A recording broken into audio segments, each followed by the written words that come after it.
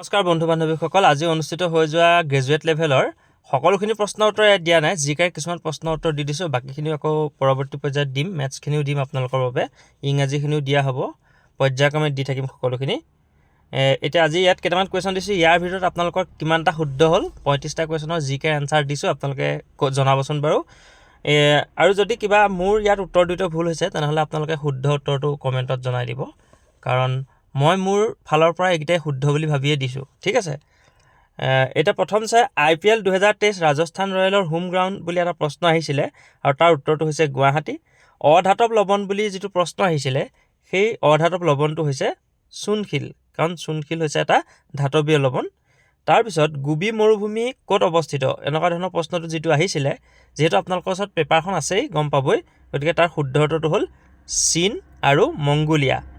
ইয়াৰ পিছৰ উত্তৰটো আহিছিলে যে জোঙাল বলহুৰ মূৰ্তিটো ক'ত আছে, গতিকে ইয়াৰ শুদ্ধটো হ'ল ৰহা। ৰহা আছে ক'ত, নগাঁৱত, হয় নহয়? গতিকে শুদ্ধ উত্তৰটো হ'ব ৰহা।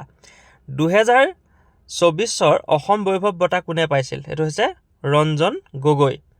তাৰপিছৰ প্ৰশ্নটো আছে যে জম্মু আৰু কাশ্মীৰ পৰ্বতমালাটোৰ নাম কি দিছিলে, সেইটো উত্তৰটো হৈছে পীৰ পাঞ্জাল পৰ্বতমালা। তাৰপিছৰ প্ৰশ্নটো ভূমধ্য সাগৰে স্পৰ্শ নকৰে, সেইটো উত্তৰ হৈছে পৰ্তুগাল। পিছৰ প্ৰশ্নটো গোপালৰ যুদ্ধ কি সিংহাসনৰ কাৰণে হৈছিলে, ব্ৰিটিছ সিংহাসন। আমেৰিকা যুক্তৰাষ্ট্ৰ এখন ৰাজ্য, শুদ্ধ উত্তৰটো হৈছে হাৱাই। পদ্মনাভ স্বামী মন্দিৰ ক'ত অৱস্থিত বুলি আহিছিলে, ইয়াৰ শুদ্ধ উত্তৰটো হৈছে তিৰুৱন্তপুৰম, কেৰেলাত আছে। তাৰপিছত টি আও ভাৰতীয় দলৰ অধিনায়ক অৰ্থাৎ কোনটো খেলৰ অধিনায়ক আছিলে, তেওঁ ফুটবল খেলৰ অধিনায়ক। ডক্টৰ বেজবৰুৱা 1969 প্ৰধান ভূমিকা কোনে গ্ৰহণ কৰিছিলে, সেইজন হৈছে ব্ৰজেন বৰুৱা, লগতে তেওঁ পৰিচালকো আছিলে। বিশ্বকাপ ফুটবল ব্ৰাজিলে কিমানবাৰ এতিয়ালৈকে জয়লাভ কৰিছে, ইয়াৰ শুদ্ধ উত্তৰটো হ'ল 5 বাৰ। ভিলেজ ৰকষ্টাৰ পৰিচালনা কৰা পৰিচালিকাগৰাকীৰ নাম কি আছিলে, ৰীমা দাস। তাৰপিছত পিছৰ প্ৰশ্নটো টয়টাৰৰ মুখ্য কাৰ্যালয় ক'ত অৱস্থিত, শুদ্ধ উত্তৰ হৈছে জাপান। তাৰপিছত 2024 চনৰ জ্ঞানপীঠ বঁটা কোনে পাইছিলে, গুলজাৰ। মনালিছা বৰুৱা মেহতা আৰু এটা নাম আছিলে, অৱশ্যে মই এইটো বুজি পাবৰ কাৰণে এটাই লিখি দিলোঁ, টেবুল টেনিছ খেলৰ লগত জড়িত।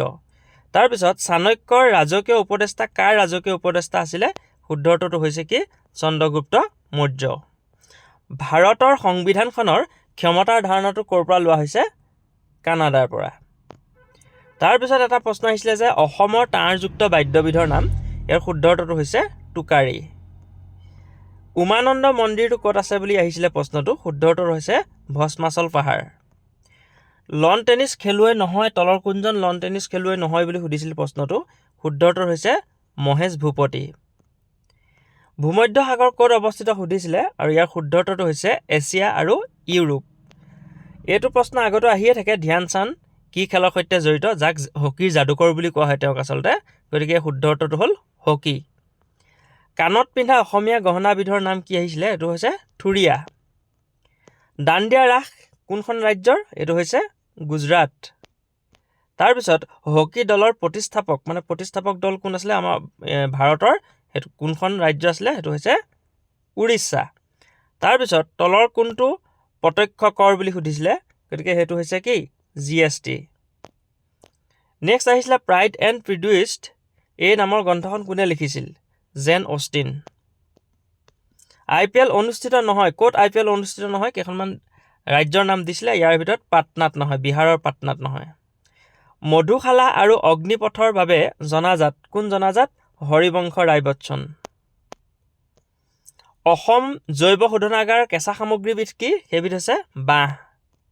তাৰপিছত আছিলে কীৰা আৰু ঘোঁ সাজ পোছাকযোৰ ক'ৰ বুলি সুধিছিলে, ইয়াৰ শুদ্ধ উত্তৰটো হ'ল ভূটান। অসমীয়াৰ তলৰ কোনখন অসমীয়া উপন্যাস নহয়, ইয়াৰ শুদ্ধ উত্তৰটো হৈছে কি, আধা লিখা দস্তাবেজ। মামণি ৰয়ছম গোস্বামীৰ আধা লিখা দস্তাবেজখন কোনো উপন্যাস নহয়।